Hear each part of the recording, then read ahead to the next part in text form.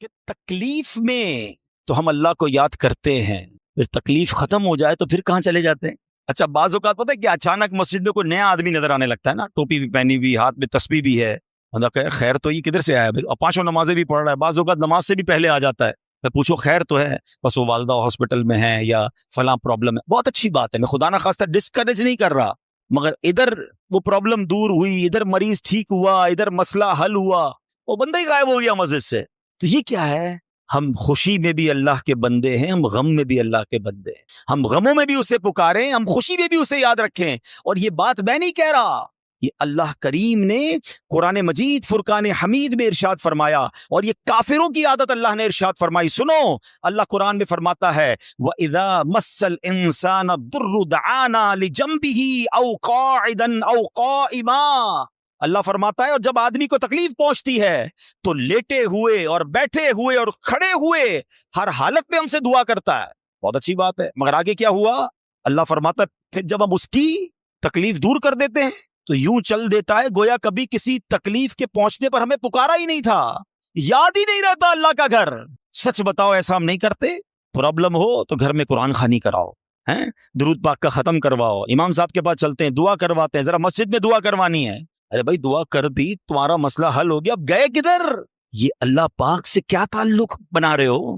ایسا نہ کریں۔ اچھا پھر دعا تو ہم سارے ہی مانگتے ہیں نا، اللہ کو تو ہم سارے ہی پکارتے ہیں، پکارنا کیسے ہے، اس کے طریقہ کیا ہے، اللہ سے دل سے کنیکٹیویٹی کیسے کرنی ہے، توجہ الی اللہ، سمجھ لیجیے آج میرا موضوع ہے اللہ کی طرف توجہ کیسے کرنی ہے، اور پھر ہماری مشکلیں کیوں نہ آسان ہو جائیں۔ اے میرے پیارے اسلامی بھائیوں، ابتحال یہ ایک بڑا مشکل لفظ ہے، مگر آج اس کی تعریف سمجھ لیجئے، بڑی کمال کی تعریف ہے کہ ایک اصطلاح ہے ابتحال، اس کے معنی ہے دعا میں گر گڑانا، ہاتھوں کو بلند کرنا، پوری توجہ سے اللہ پاک کی بارگاہ میں عرض کرنا، یہ ہمارے آقا علیہ الصلوۃ والسلام کی پیاری سنت ہے، اس لیے اللہ پاک کے حضور گر گڑا کر پوری توجہ کے ساتھ دعا مانگنے کی عادت بنائیں، ایسے دعا مانگیں گے تو انشاءاللہ برکتیں نصیب ہوں گی۔ قرآن پاک کی ایک سورت ہے سورہ انبیاء، اس مبارک سورت میں کئی انبیاء کرام کا تذکرہ ہے، اس میں بالخصوص انبیاء کرام کا یہ وصف بھی ذکر ہوا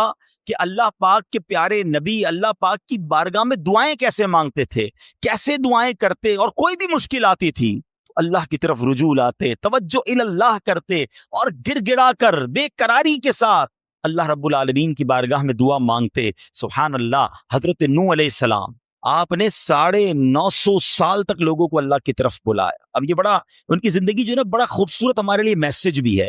950 سال میں آپ کو پتہ ہے کتنے لوگ ایمان لائے؟ کم و بیش 80 لوگ ایمان لائے۔ کدھر 950 سال اور صرف 80 لوگ ایمان لائے؟ اس میں بڑا درس ہے ہم سب کے لیے کہ اللہ کے نیک بندوں کو بعض اوقات اچھے کاموں میں تکلیف آتی ہے، ہمت نہیں ہارنی ہوتی۔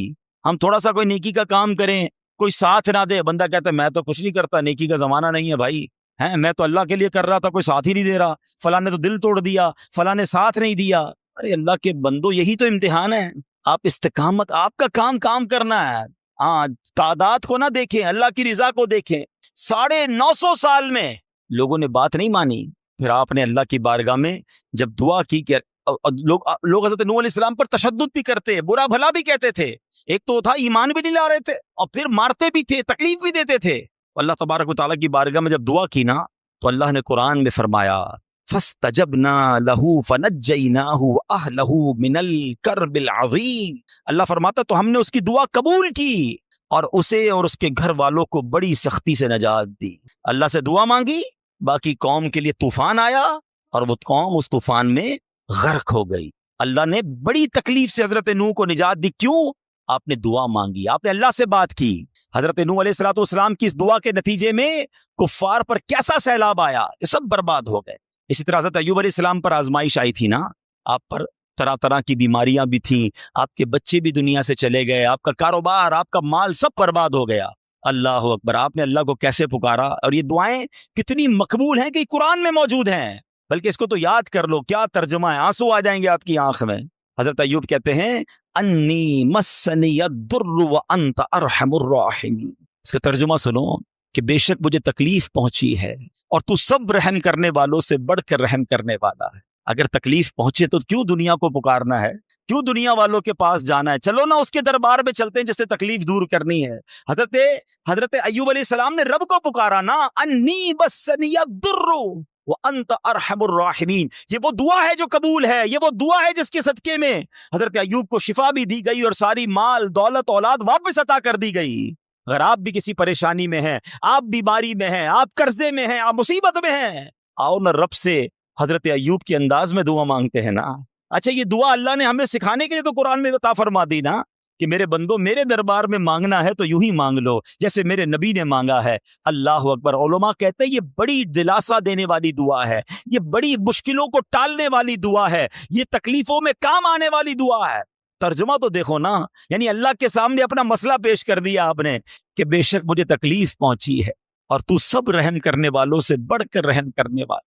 اے اللہ بیمار ہوں، اے اللہ پریشان ہوں، اے اللہ قرضے میں ہوں، کہو نا رب سے مجھے تکلیف پہنچی ہے، مجھے ستاتے ہیں لوگ، مجھے تکلیف دیتے ہیں، مجھے پریشان کرتے ہیں لوگ، اور تو سب رحم کرنے والوں سے بڑھ کر رحم کرنے والا۔ اور جب آپ نے دعا کی تو دعا کیسے قبول ہوئی؟ یہ بات بھی رب نے قرآن میں ارشاد فرمائی سورہ انبیاء میں، فَاسْتَجَبْنَا لَهُ فَكَشَفْنَا مَا بِهِ مِن ضُرٍّ وَآتَيْنَاهُ أَهْلَهُ وَمِثْلَهُمْ مَعَهُمْ رَحْمَةً مِّنْ عِندِنَا وَذِكْرَىٰ لِلْعَابِدِينَ۔ اللہ قرآن میں فرماتا تو ہم نے اس کی دعا سن لی، تو ہم نے دور کر دی جو تکلیف اسے تھی، ہم نے اسے اس کے گھر والے اور ان کے ساتھ نہیں اور عطا کیے، اپنے پاس سے رحمت فرما کر اور بندگی والوں اس کے گھر والے اور ان کے ساتھ نہیں اور عطا کیے، اپنے پاس سے رحمت فرما کر اور بندگی والوں کے لیے نصیحت ہے۔ حضرت یونس پر کیسی آزمائش آئی تھی؟ کوئی سوچ سکتا ہے کہ مچھلی کے پیٹ میں ہمیں تھوڑی سی پرابلم آئے ہم بے قرار، بے چین، شکوے، شکایت؟ ارے نبی ہیں، کائنات میں انبیاء سے بڑھ کر کسی کا مرتبہ نہیں ہے، کوئی غوث، کوئی ابدال، کوئی کتب کسی صحابی کے مرتبے تک نہیں پہنچ سکتا، یہ مرتبہ صحابہ کا، مگر کوئی صحابی کسی نبی کے مرتبے تک نہیں پہنچ سکتا، یہ انبیاء کا مرتبہ۔ یہ ترتیب یاد رکھا کرو۔ اعلیٰ حضرت نے تو ایک شعر میں پوری ترتیب بتا دی نا۔ خلق کون ہیں؟ ہم لوگ ہیں، عام لوگ۔ خلق سے اولیاء، اولیاء سے رسول، اور رسولوں سے اعلیٰ ہمارا نبی۔ ہمارے آقا تو سب سے اعلیٰ ہے نا، مگر انبیاء کی بات کمال ہے۔ اور انبیاء میں کون ہے؟ حضرت یونس علیہ السلام۔ مچھلی کے پیٹ میں کیسی تکلیف، زندہ رہوں گا کہ نہیں، باہر نکلوں گا کہ نہیں، اندھیری غار، نظر بھی کچھ نہیں آ رہا، مگر وہاں بھی اللہ کو پکارا انہوں نے۔ اللہ قرآن میں فرماتا ہے فَاسْتَجَبْنَا لَهُ وَنَجَّيْنَاهُ مِنَ الْغَمِّ وَكَذَلِكَ نُنْجِي الْمُؤْمِنِينَ۔ اللہ قرآن میں فرماتا ہے تو ہم نے اس کی پکار سن لی اور اسے غم سے نجات بخشی، اور ایسی ہی نجات دیں گے مسلمانوں کو۔ بلکہ بڑی پیاری دعا یاد کر لو آج، حضرت یونس علیہ السلام نے جو مچھلی کے پیٹ میں تھے نا، جو دعا مانگی تھی نا، علماء کہتے ہیں وہ دعا پتہ ہے کون سی تھی؟ جس کو آج ہم آیت کریمہ کہتے ہیں نا، لا الہ الا انت سبحانک انی کنت من الظالمین۔ یہ چابی ہے، ہاں یہ مصیبت کے تالے کی چابی ہے، یہ کمال کی دعا ہے۔ اور یہ آپ نے دعا کی اور اللہ نے مچھلی کے پیٹ سے آپ کو نجات عطا فرما دی، پھر سے قوم بھی عطا فرما دی، سرداری بھی عطا فرما دی۔ تو یہ دعائیں ہیں جو بے قراری میں، مصیبت میں رب کو پکارا گیا۔ اللہ اکبر۔ تو اے میرے پیارے اسلامی بھائیوں، اللہ کرے کہ ہم اپنے رب کو پکارنے والے بن جائیں، صحیح طریقے سے دعا کرنے والے بن جائیں۔ حضرت زکریا، اللہ اکبر، آپ بڑی عمر ہو گئی آپ کی، بڑھاپے تک پہنچ گئے، آپ کی اولاد نہیں تھی، آپ کی زوجہ بھی بانجھ تھی۔ آج کل ڈاکٹر کہہ دیتے ہیں نا کہ اولاد نہیں ہو سکتی، ہم ڈاکٹروں کی بڑی مانتے ہیں۔ ارے ڈاکٹر کچھ بھی کہہ دے، ان اللہ علی کل شیء قدیر، میرا رب جو چاہے وہ کرنے پر قادر ہے۔ اپنی آنکھوں سے دیکھا ہے، آپ نے بھی دیکھا ہوگا، کسی کو ڈاکٹر کہتے ہیں جناب کوئی مرض نہیں ہے، 100% فٹ ہے، 2 دن بعد دنیا سے چلا جاتا ہے۔ کیسے مرا ڈاکٹر کو بھی پتہ نہیں، موت آ گئی نا۔ اور کبھی ڈاکٹر کہتے ہیں 3 دن کا مہمان ہے، شاید اس ڈاکٹر کا انتقال ہو جاتا ہے، وہ بندہ پھر بھی زندہ گھوم رہا ہوتا ہے۔ اللہ کی شان ہے، ڈاکٹر ہے، وہ اپنی سائنس چلائیں، مگر یہ نہ سمجھو کہ جو اس نے کہہ دیا یہ آخری ہے۔ قدرت میرے رب کی ہے، شان میرے رب کی ہے، وہ ہر چاہے پر قادر ہے، اس پر بھروسہ تو رکھو نا۔ حضرت زکریا عمر بھی زیادہ ہو گئی، عورت بھی بانجھ ہے، مگر اللہ سے کیا دعا کر رہے ہیں؟ یہ بھی علماء فرماتے جو بے اولاد ہیں ان کے لیے مجرب دعا ہے، قرآنی دعا ہے، یاد تو کرو نا قرآن کی دعائیں۔ کیا دعا کی تھی آپ نے؟ اور مانا تو دیکھو اس کا، ہائے ہائے، کنیکٹیوٹی تو دیکھو نا۔ مانا کیا اس کا؟ اے میرے رب مجھے اکیلا نہ چھوڑ، اولاد نہیں تھی نا، اے اللہ مجھے اکیلا نہ چھوڑ اور تو سب سے بہتر وارث، وانت خیر الوارثین۔ اب یہ دعا وہ کرتے تھے، اللہ نے کیسی دعا قبول کی، صرف بیٹا نہیں دیا بلکہ بیٹا بھی دیا اور اس کو نبی بھی بنا دیا، بیٹا بھی ایسا دیا جس کو نبی کا مرتبہ عطا فرمایا۔ اللہ فرماتا ہے قرآن میں فاستجبنا له ووهبنا له يحيى واصلحنا له زوجا، تو ہم نے اس کی دعا قبول کی اور اسے یحییٰ عطا فرمایا اور اس کے لیے اور اس کی بیوی سنواری۔ اب اس میں بتایا کہ صرف اللہ نے بیٹا نہیں دیا، بیٹے کا نام بھی رب نے عطا فرمایا اور نبوت کی یوں سمجھیے کہ سرفرازی بھی عطا فرما۔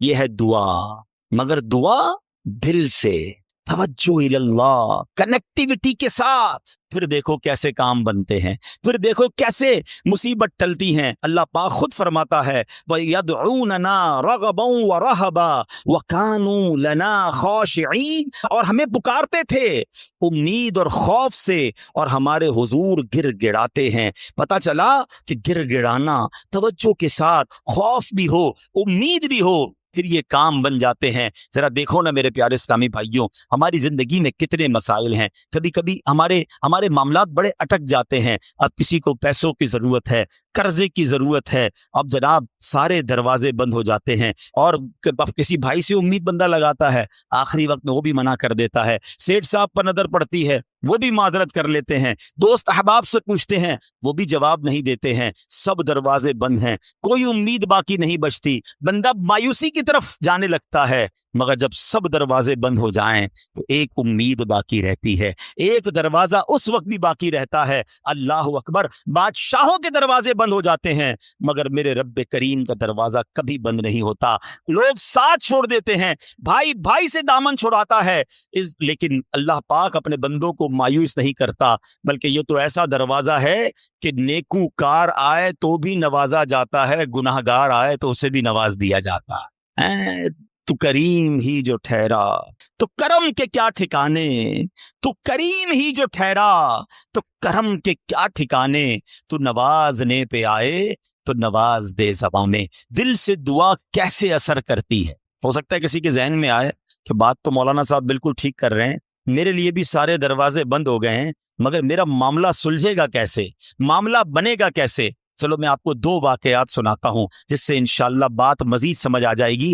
ایک صاحب تھے، کافی امیر تھے، اپنا بنگلہ بھی تھا، اپنی گاڑی بھی تھی، اللہ پاک نے بہت دیا تھا۔ شام کو گھر آئے، بچوں کے ساتھ وقت گزارا، کھانا کھایا اور اس کے بعد اپنے بستر پر لیٹ گئے۔ رات ہو گئی تھی، بڑا نرم بستر تھا، ٹھنڈا کمرہ تھا، مگر کروٹ بدلتے جا رہے تھے، نیند نہیں آ رہی تھی۔ نیند بھی اللہ پاک کی نعمت ہے، جس کو آ جائے لوگ اس کی بھی قدر نہیں کرتے، پوچھو اس سے جس کو نیند نہیں آتی۔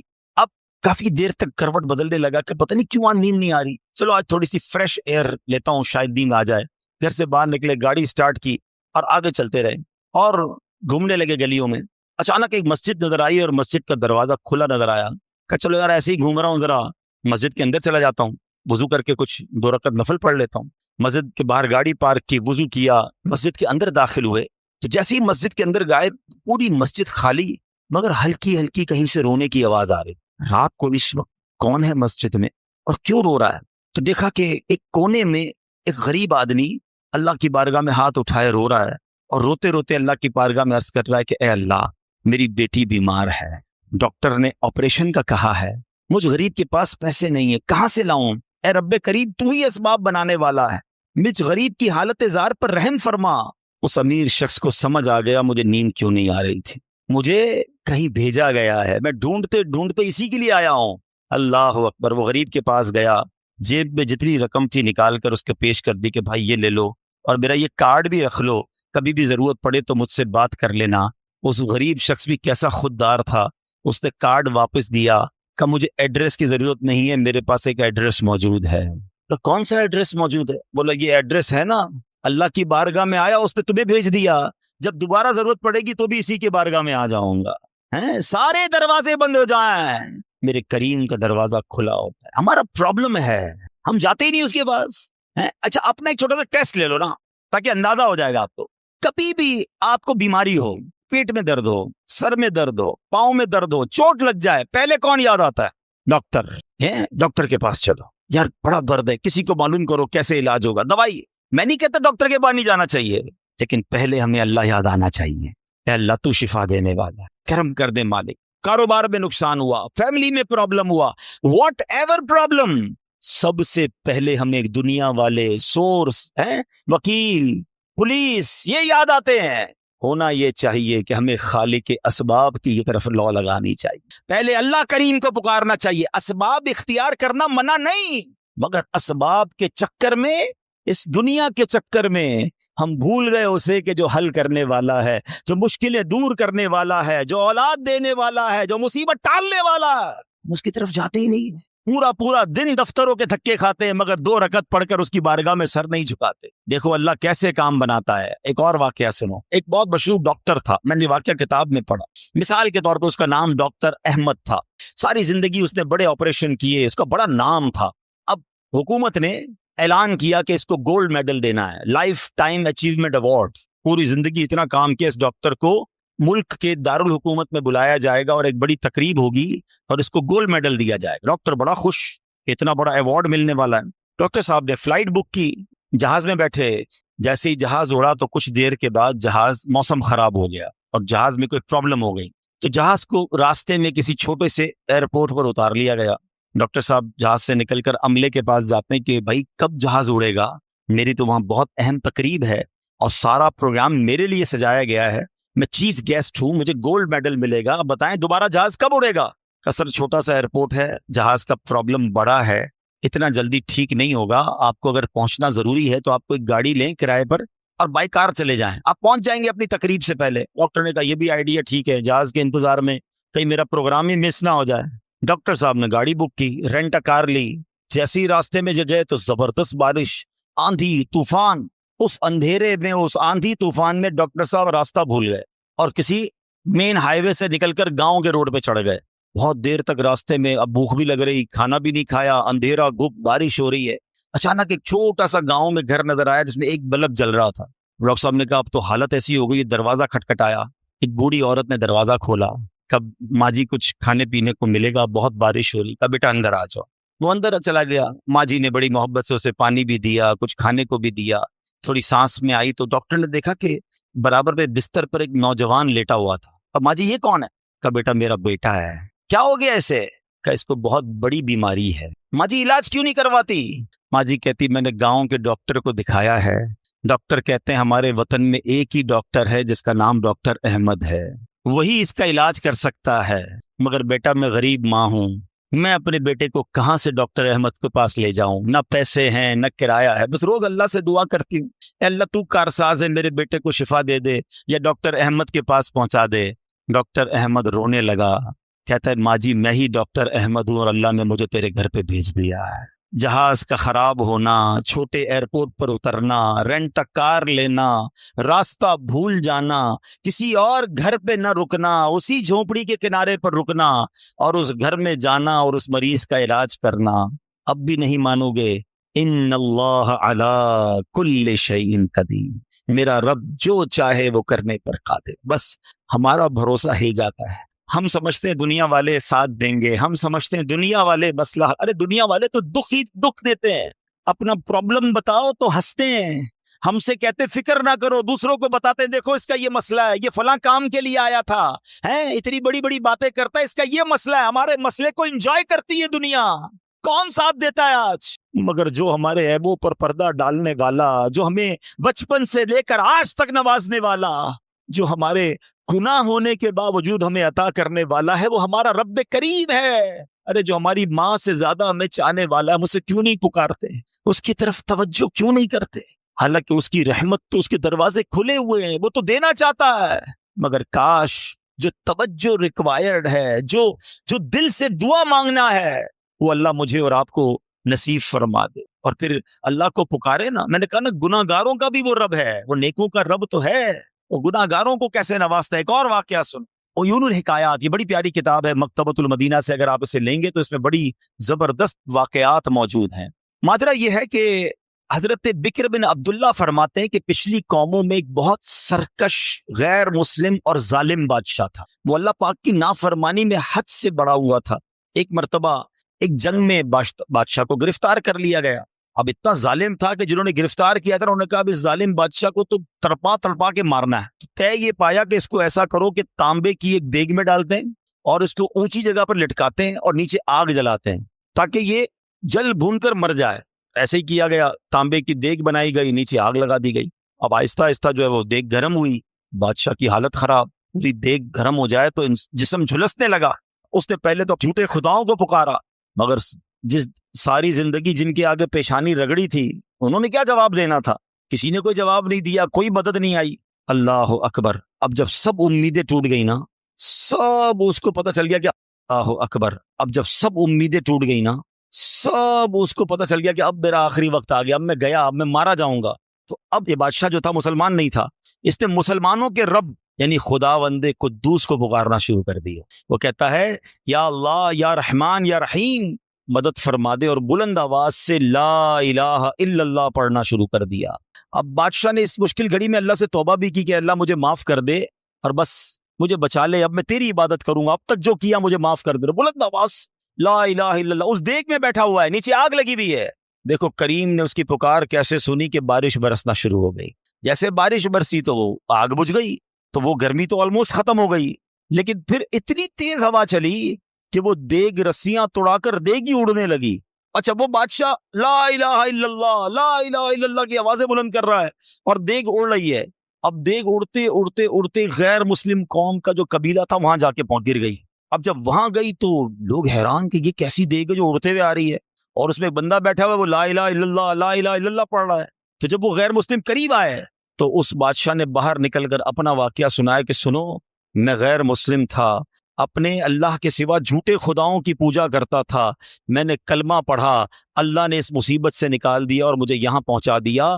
پورا گاؤں کلمہ پڑھ کر مسلمان ہو گئے. اللہ کی جو نا قدرت کے نظارے ہیں, اللہ ایسے نکالتا ہے بندے کو کہ سمجھ بھی نہیں آتی. بات وہی ہے کہ دل سے اسے پکارنا ہے, مگر دل سے گر گڑا کر توجہ کے ساتھ, فوکس کے ساتھ, پھر دیکھو آپ کی مشکلیں کیسے ٹل جاتی ہیں. تو اللہ کرے کہ ہم پیارے آقا علیہ الصلوۃ والسلام کی سنت پر عمل کرنے والے بن جائیں. ایک بار خود نبی پاک کے ساتھ بڑا حیران کن واقعہ پیش آیا. یہ 3 ہجری غزوہ غطفان کا موقع تھا. پیارے آقا علیہ الصلوۃ والسلام صحابہ کرام کو لے کر سفر پر روانہ ہوئے. ایک مقام پر پڑاؤ کیا تو صحابہ کرام کچھ فاصلے پر ٹھہرے اور نبی پاک علیہ الصلوۃ والسلام اکیلے ایک درخت کے نیچے تشریف فرما ہو گئے. غیر مسلم جو ہر وقت نبی پاک کو معاذ اللہ نقصان پہنچانے کی ٹرائی کرتے رہتے تھے, پلان کرتے رہتے تھے, ان میں سے غیر مسلم اچانک کہیں سے آیا ہاتھ میں ننگی تلوار, اور نبی پاک اکیلے, کوئی اس وقت صحابہ بھی قریب نہیں تھے. تو پیارے آقا علیہ الصلوۃ والسلام کے بالکل سامنے آ گیا اور بڑے تکبر کے ساتھ, بڑے جس کو کر و فر کے ساتھ کہتا ہے اے محمد صلی اللہ تعالی علیہ وسلم, اب بتائیے آپ کو مجھ سے کون بچائے گا؟ آپ کے ساتھ تو کوئی بھی نہیں ہے, آپ اکیلے ہیں, میرے ہاتھ میں تلوار ہے. اللہ اکبر. نبی پاک کی توجہ اللہ کی طرف کیسی تھی, آپ نے صرف ایک جملہ کا, ایک لفظ کہا, فرمایا اللہ. کیا نام ہے, دل کو کیسا سکون نصیب ہوتا ہے. میں اسے پکار رہا ہوں جو میرا خالق ہے, جو میرا مالک ہے, جو میرا پروردگار. پکارا کرو اسے, نام لیا کرو اس کا, کہو اللہ اللہ اللہ اللہ, پکارو اسے اللہ اللہ اللہ اللہ.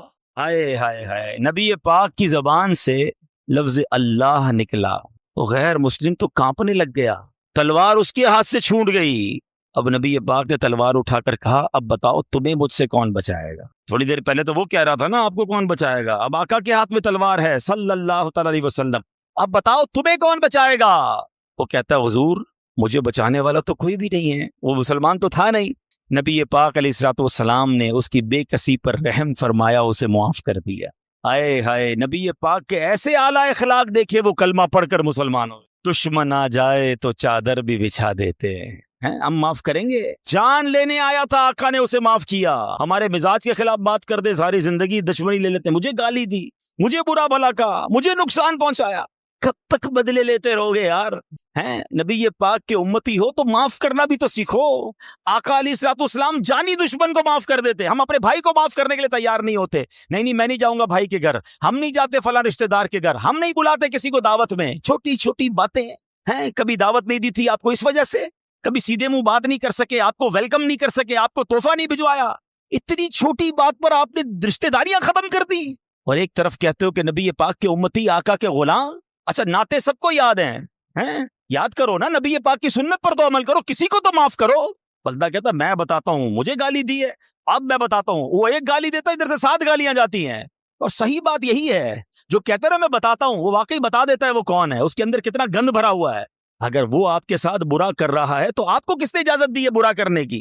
ایک عجیب سا جملہ مشہور کر دیا گیا ہے کہ جناب ہم شریف کے ساتھ شریف ہیں, بدماش کے ساتھ بدماش ہے. مجھے آج تک سمجھ نہیں آیا کون سا بٹن لگا ہوا ہے آپ کے اندر بھائی. شریف کے ساتھ شریف ہوتے ہو, بدماش آتا ہے, آپ بھی بدماش بن جاتے ہو, تو پھر تو آپ بھی بدماش ہوئے نا بھائی. شریف آدمی شریف کے ساتھ شریف ہوتا ہے, بدماش کے ساتھ بھی شریف ہوتا ہے, تبھی تو بدماش کی اصلاح ہوگی نا. مسلمان ہوا نا یہ شخص, نبی پاک نے معاف کر دیا. تو خدارا آقا کی سنت کو ادا کریں, اور جیسی بھی مشکل, جتنی بڑی مشکل ہو, آپ بس دعا کریں, اللہ کو پکاریں, اللہ کو یاد کریں, توجہ اللہ کی طرف جائے.